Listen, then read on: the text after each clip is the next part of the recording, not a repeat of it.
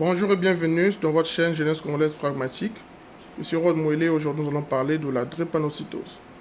La drépanocytose est une maladie génétique héréditaire. Elle n'est pas contagieuse, elle est héréditaire.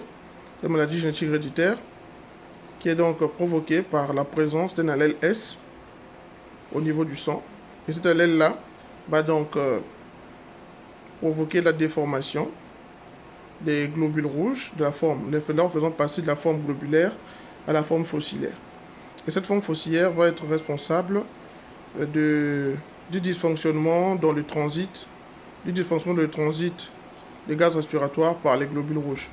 Donc, les globules rouges, pour mieux exercer leur activité de transporteur des gaz respiratoires, doivent avoir une forme, la forme normale, donc la forme globulaire.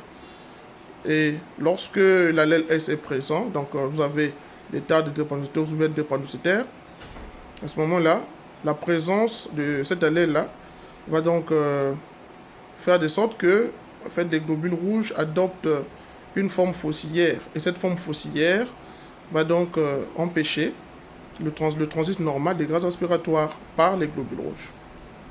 Et dans la nature, il existe deux types de drépanocytaires. Quand je parle de la nature, je parle de la société. Deux types de drépanocytaires. Il y a des drépanocytaires qui sont partiels et d'autres sont totaux.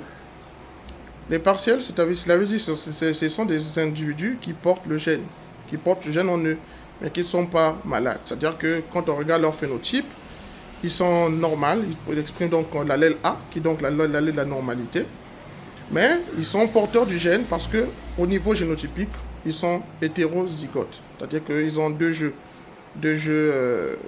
d'allèles. C'est-à-dire qu'ils ont un allèle normal, donc A, et un allèle récessif, S.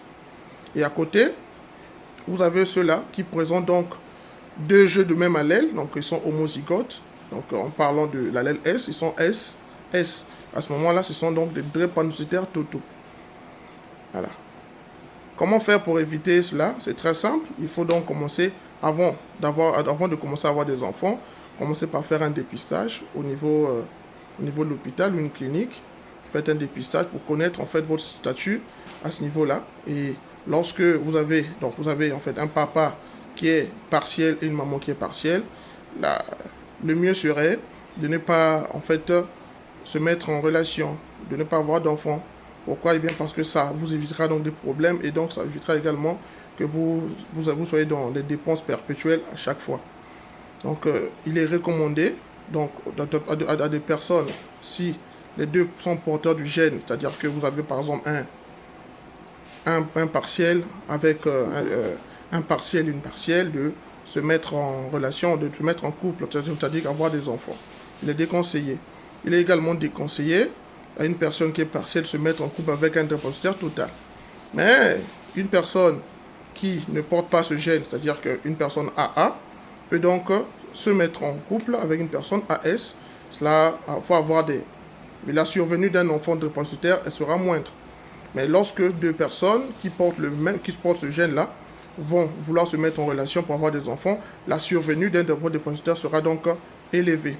Alors, à l'heure actuelle, le traitement le plus efficace pour lutter contre la drépanocytose reste tout simplement la greffe de la moelle osseuse. Donc, c'est tout ce que nous avons à vous dire aujourd'hui. Nous vous remercions. À la prochaine.